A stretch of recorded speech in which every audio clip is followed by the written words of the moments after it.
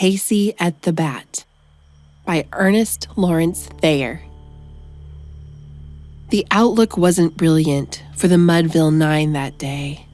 The score stood 4-2, with but one inning more to play. And then when Cooney died at first and Barrows did the same, a pall-like silence fell upon the patrons of the game. A straggling few got up to go in deep despair.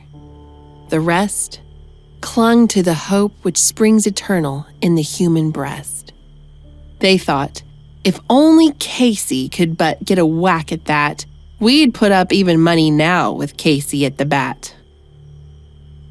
But Flynn preceded Casey, as did also Jimmy Blake, and the former was a hoodoo while the latter was a cake.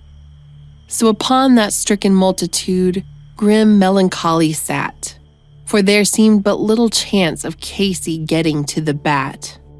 But Flynn let drive a single, to the wonderment of all, and Blake, the much despised, tore the cover off the ball. And when the dust had lifted and men saw what had occurred, there was Jimmy safe at second, and Flynn a hugging third. Then from 5,000 throats and more there rose a lusty yell. It rumbled through the valley, it rattled in the dell. It pounded on the mountain and recoiled upon the flat. For Casey, mighty Casey, was advancing to the bat. There was ease in Casey's manner as he stepped into his place. There was pride in Casey's bearing, and a smile lit Casey's face.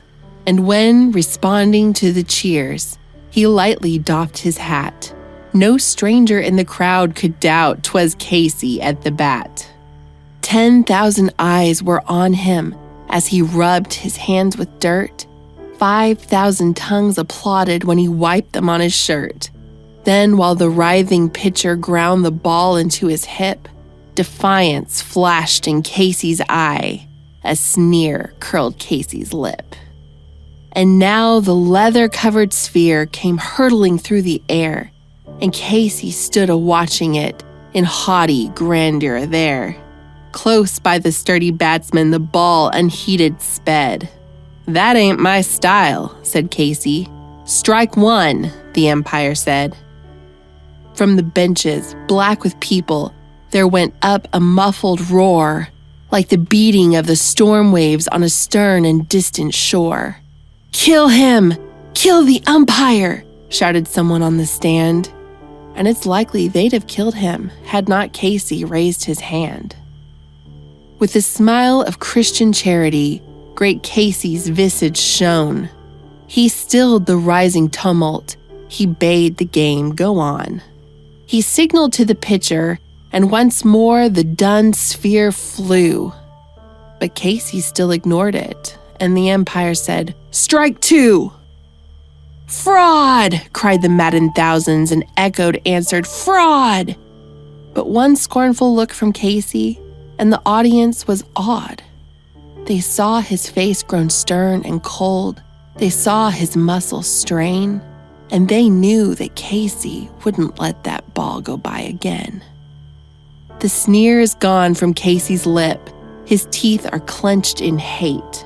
He pounds with cruel violence his bat upon the plate.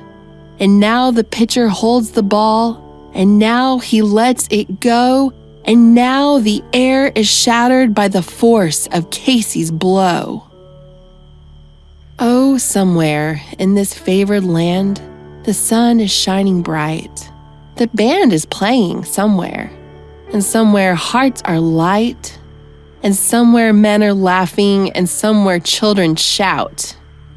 But there is no joy in Mudville. Mighty Casey has struck out.